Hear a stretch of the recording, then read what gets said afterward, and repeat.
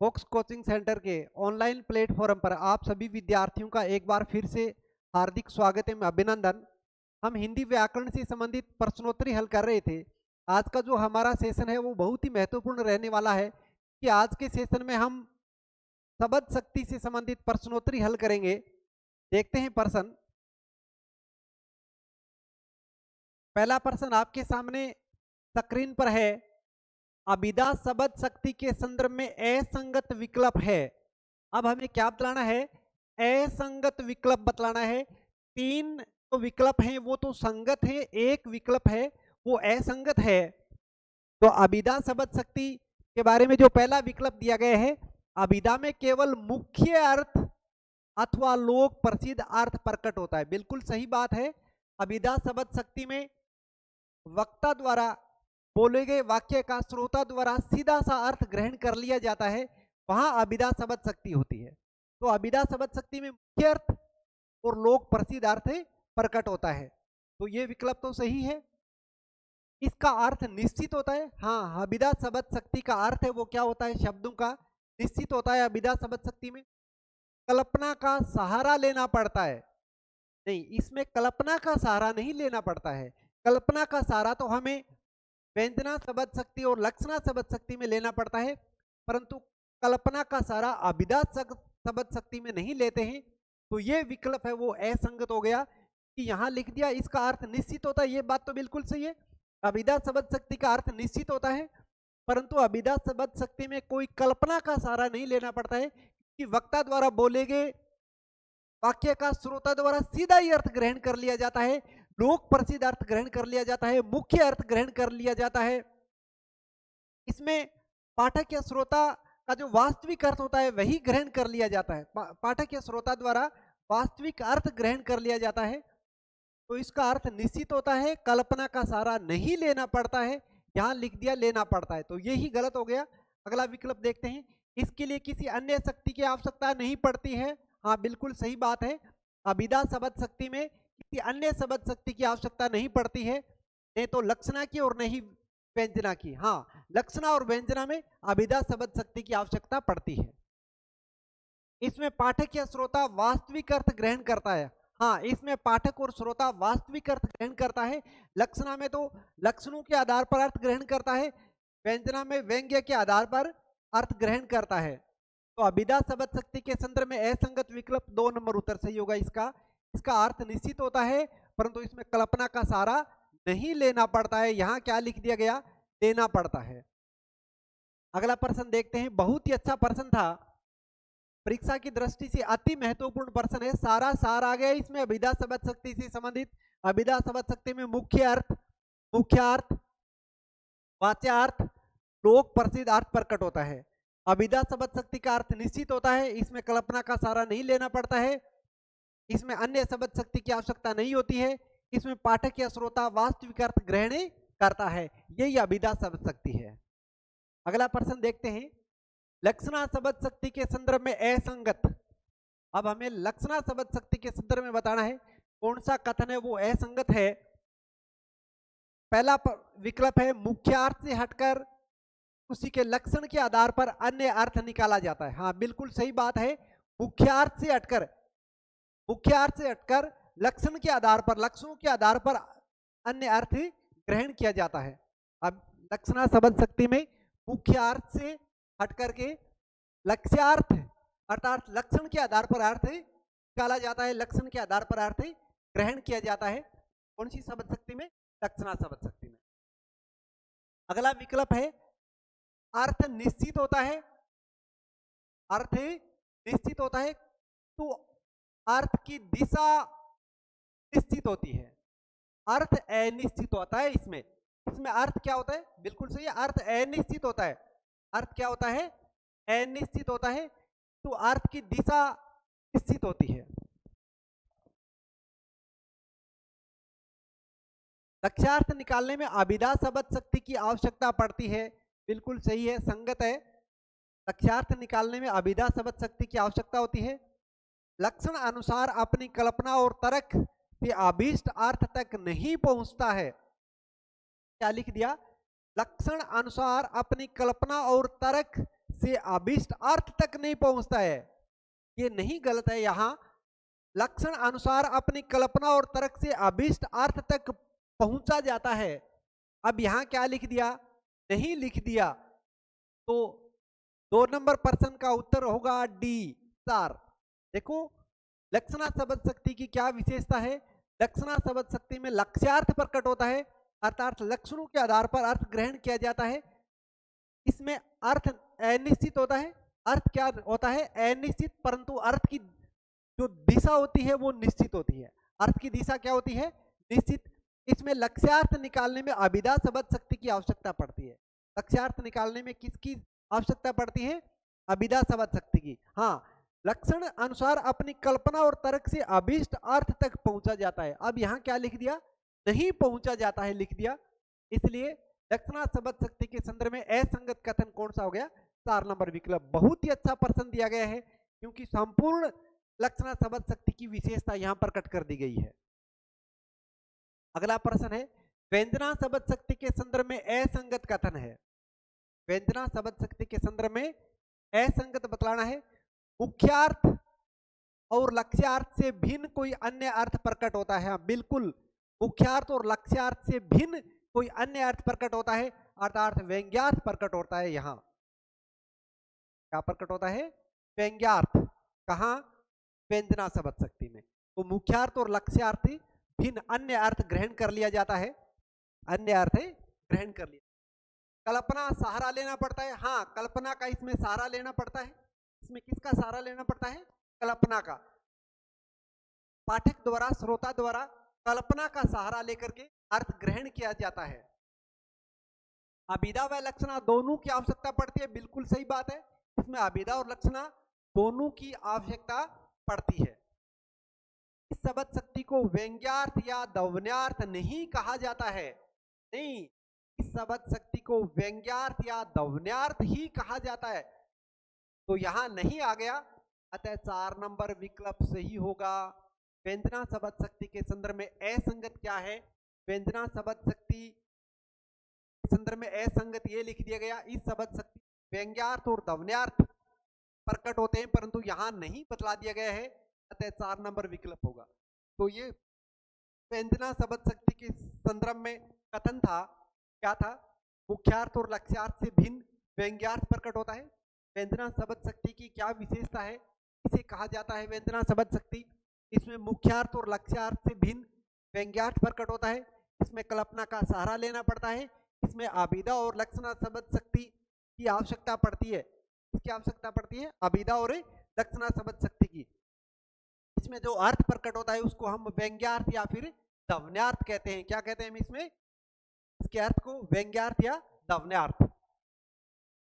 अगला प्रश्न देखते हैं 4 नंबर, कनक कनकते सोगुना मादकता अधिकाय।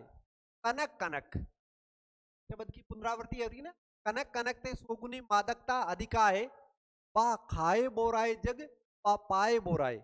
पद में शब्द शक्ति है, हमें क्या बतलानी है, शब्द शक्ति बतलानी है। इस पद में कौन सी है, कनक कनक। एक कनक का अर्थ है सवर्ण, एक कनक का अर्थ है धतूरा। तो यहां यमक अलंकार है, एक ही शब्द बार बार आए तथा प्रत्येक बार शब्द का अर्थ अलग अलग हो, वहां कौन सा अलंकार माना जाता है, यमक अलंकार माना जाता है। एक शब्द की पुनरावृत्ति हो परंतु उसका अर्थ क्या हो, अलग अलग। सारंग ले सारंग उड़ियो सारंग पहुंचो आए, जे सारंग सारंग कहे तो मुख को सारंग जाए। बात है कनक कनक ते सोगुना मादकता अधिकाय। यहाँ कनक कनक शब्द एक ही शब्द की पुनरावृत्ति हो रही है परंतु दोनों का अर्थ क्या है, यहाँ अलग अलग है। जहां यमक अलंकार होता है वहां प्राय अभिधा शब्द शक्ति होती है। कौन सी शब्द शक्ति होती है, अभिधा शब्द शक्ति। हरि ने नारद को हरि रूप दिया, हरि ने नारद को हरि रूप दिया, हरि रूप दिया। यहां हरि हरि शब्द की क्या हो रही है, पुनरावृत्ति हो रही है। कौन सा अलंकार है, यमक अलंकार है, अतः इसमें कौन सी शब्द शक्ति होगी, अभिधा शब्द शक्ति। जहां पर यमक अलंकार होता है वहां पर प्राय अभिधा शब्द शक्ति होती है। तो यहां कौन सी शब्द शक्ति होगी, अभिधा शब्द शक्ति। अगला प्रश्न देखते हैं, जहां वाच्यार्थ मुख्य मुख्यार्थ अविद्यार्थ का बोध हो, जहां किसका बोध हो, वाच्यार्थ का, मुख्यार्थ का, अविदार्थ का, यानी वक्ता द्वारा बोले गए वाक्य का मुख्य अर्थ निकलता हो, वक्ता द्वारा बोले गए वाक्य का मुख्य अर्थ निकलता हो, सीधा ही अर्थ निकलता हो, लोक प्रचलित अर्थ निकलता हो, वहां कौन सी शब्द शक्ति होती है, अभिधा शब्द शक्ति होती है। कौन सी शब्द शक्ति होती है, अभिधा। तो वाच्यार्थ, मुख्यार्थ, अभिधार्थ कहां होगा, अभिधा शब्द। कितने नंबर सही होगा, 3 नंबर विकल्प सही होगा 5 नंबर प्रश्न का। बहुत ही अच्छी प्रश्नोत्तरी है परीक्षा की दृष्टि से। अगला प्रश्न है, सिर पर क्यों खड़े हो, सिर पर क्यों खड़े हो वाक्य में शब्द शक्ति है, वाक्य में शब्द शक्ति है। जहां सीधा अर्थ, लोक प्रचलित अर्थ, मुख्य अर्थ निकलता हो, वहां तो अभिधा शब्द शक्ति होती है, परंतु लक्षणों के आधार पर जब अर्थ निकाला जाता है वहां कौन सी शब्द शक्ति होती है, लक्षणा। तब लक्षणा शब्द शक्ति की पहचान कैसे करें, लक्षणा शब्द शक्ति की पहचान करने का एक ही आसान सा तरीका है, वक्ता जब किसी वाक्य को बोलता है या फिर श्रोता उसको सुनता है, सुनकर के श्रोता विरोध प्रकट कर देता है, सुनकर के क्या प्रकट कर दे, विरोध प्रकट कर दे, वहां लक्षणा शब्द शक्ति होती है। जैसे सरिता गाय है, सरिता तो गाय है, अब पाठक, वक्ता ने बोला वाक्य सरिता गाय है और श्रोता ने सुना, सुनकर के उसका विरोध कर दिया कि सरिता गाय नहीं हो सकती, अर्थात लक्षणों के आधार पर उसका क्या लिया जाता है, अर्थ लिया जाता है। हाँ, वक्ता द्वारा बोले गए वाक्य का श्रोता द्वारा या पाठक द्वारा सीधा सा विरोध प्रकट कर दिया जाए, वहां कौन सी शब्द शक्ति होगी, लक्षणा शब्द शक्ति। तो इसी प्रकार देखो, सिर पर क्यों खड़े हो, कभी सिर पर खड़ा हो जाता है क्या, सिर पर कभी खड़ा नहीं हो जा सकता, इसलिए यहां श्रोता द्वारा सुनने पर इस जो वाक्य है इसका क्या प्रकट किया जा रहा है, विरोध प्रकट किया जा रहा है, वो कौन सी शब्द शक्ति हो गई, लक्षणा शब्द शक्ति। हाँ, लक्षण के आधार पर इसका अर्थ हो गया पास खड़े होना, नजदीक खड़े होना, सिर पर क्यों खड़े हो, यानी कोई व्यक्ति किसी के पास आकर के खड़ा हो जाता है तो फिर इसको क्या बोला जाता है, सिर पर क्यों खड़े हो। तो यहाँ कौन सी शब्द शक्ति है, लक्षणा शब्द शक्ति है। अगला प्रश्न देखते हैं, जहां नए वाच्यार्थ काम करे और लक्ष्यार्थ, जहां नए तो वाच्यार्थ काम करे और नहीं लक्ष्यार्थ काम करे, जहां नए तो वाच्यार्थ यानी मुख्य अर्थ नहीं लक्षण के आधार पर, नहीं तो लक्षण के आधार पर अर्थ ग्रहण किया जाता हो, नहीं मुख्य अर्थ ग्रहण किया जाता हो, फिर वहां वाच्या व्यंग्यार्थ अर्थार्थ कौन सी शब्द शक्ति होगी, व्यंजना शब्द शक्ति होगी। कौन सी शब्द शक्ति होगी, व्यंजना। जहां नए वाच्यार्थ काम करे और नहीं लक्ष्यार्थ काम करे, वहां कौन सी शब्द शक्ति होती है, व्यंजना शब्द शक्ति होती है। वाच्यार्थ काम करे अभिधा शब्द शक्ति, लक्ष्यार्थ वाच्यार्थ और लक्ष्यार्थ काम करे, वहां कौन सी शब्द शक्ति, लक्षणा।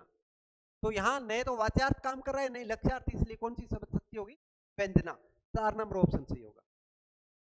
तुहत ओडे पीत पट श्याम सलोने गात, मानो नीलमणि सेल पर आतप पर्यो प्रभात। क्या लिखा गया है, तुहत ओडे पीत पट श्याम सलोने गात, मानो, यहां कौन सा अलंकार है, उत्प्रेक्ष अलंकार है। मानो, जानो, जनहू, मनहू, मानो, मनहू, जनहू, कौन सा अलंकार है, ये वाचक शब्द है, उत्प्रेक्ष अलंकार के वाचक शब्द है। यहाँ उत्प्रेक्ष अलंकार है, उत्प्रेक्ष अलंकार में प्राय अभिधा शब्द शक्ति होती है। उत्प्रेक्षा, यमक अलंकारों में प्राय कौन सी शब्द शक्ति होती है, अभिधा शब्द शक्ति होती है। तो कौन सी शब्द शक्ति है, अभिधा शब्द शक्ति है। ए नंबर, ए विकल्प का सही होगा। अगला प्रश्न देखते हैं, पानी गए ने उबरे मोती मानस चून, पानी गए ने उबरे मोती मानस चून, रहीमन पानी राख के बिन पानी सब सून, पानी गए ने उबरे मोती मानस चून। यहाँ पानी जो शब्द है इसके अर्थ अलग अलग निकलते हैं। मोती के संदर्भ में चमक, मानुष मनुष्य के संदर्भ में इज्जत, और चून के संदर्भ अर्थात आटे के संदर्भ में, चूने के संदर्भ में इसका अर्थ क्या निकल रहा है, पानी निकल रहा है। तो शब्द एक ही है, इसके अर्थ क्या निकल रहे हैं, अलग अलग संदर्भ विशेष के अनुसार निकल रहे हैं। इसलिए यहाँ सलेस अलंकार है। कौन सा अलंकार है, सलेस। सलेस का अर्थ होता है चिपका हुआ, श्लेष का अर्थ क्या होता है? चिपका हुआ, अर्थात एक ही शब्द में कई अर्थ चिपके रहते हैं, वहां श्लेष अलंकार होता है। और जहां श्लेष अलंकार होता है वहां प्राय व्यंजना शब्द शक्ति होती है। कौन सी शब्द शक्ति होती है? व्यंजना। तो 9 नंबर प्रश्न का उत्तर होगा सी विकल्प सही होगा। अगला प्रश्न देखते हैं 10 नंबर। व्यंजना शब्द शक्ति में व्यंग्यार्थ, व्यंजना शब्द शक्ति से व्यंग्यार्थ का बोध होता है। बिल्कुल सही बात है, व्यंजना शब्द शक्ति से व्यंग्यार्थ का बोध होता है। इसके लिए ध्वन्यार्थ, सूच्यार्थ,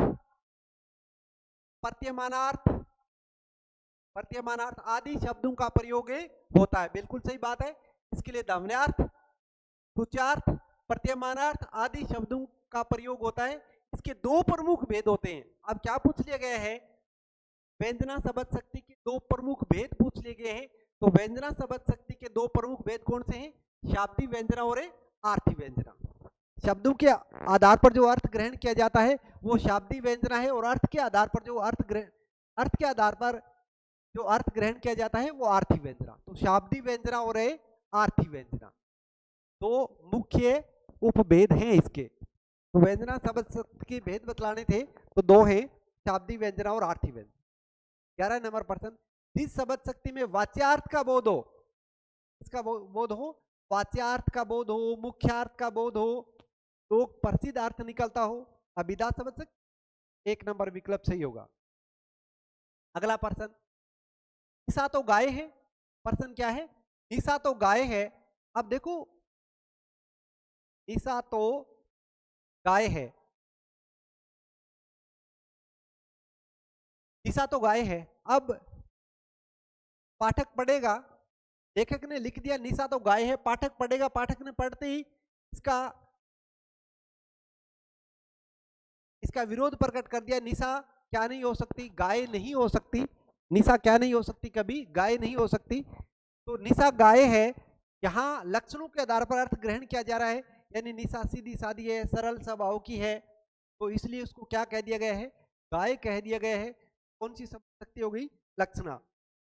वक्ता द्वारा बोले गए वाक्य का श्रोता द्वारा करके विरोध प्रकट कर दिया जाता है, वहां कौन सी शब्द शक्ति होती है? लक्षणा शब्द शक्ति होती है। तो इस प्रश्न का विकल्प होगा ए, लक्षणा। निशा तो गाय है। वह तोड़ती पत्थर, वह तोड़ती पत्थर देखा उसे मैंने इलाहाबाद के पथ पर। बहुत ही अच्छी पंक्तियां लिखी हुई है। वह तोड़ती पत्थर देखा उसे मैंने इलाहाबाद के पथ पर। अब वक्ता पाठक द्वारा इसे पढ़ा जाता है और पढ़ करके सीधा सा अर्थ ग्रहण कर लिया जा रहा है। वह तोड़ती पत्थर, पहला वो पत्थर तोड़ रही है, देखा उसे मैंने इलाहाबाद के पथ पर यानी इलाहाबाद के रास्ते पर। इन कौन सी शब्द शक्ति है? सीधा अर्थ निकल रहा है, सीधा सा अर्थ ग्रहण कर लिया जा रहा है, तो अभिधा शब्द शक्ति। कौन सी शब्द शक्ति है? अभिधा शब्द शक्ति।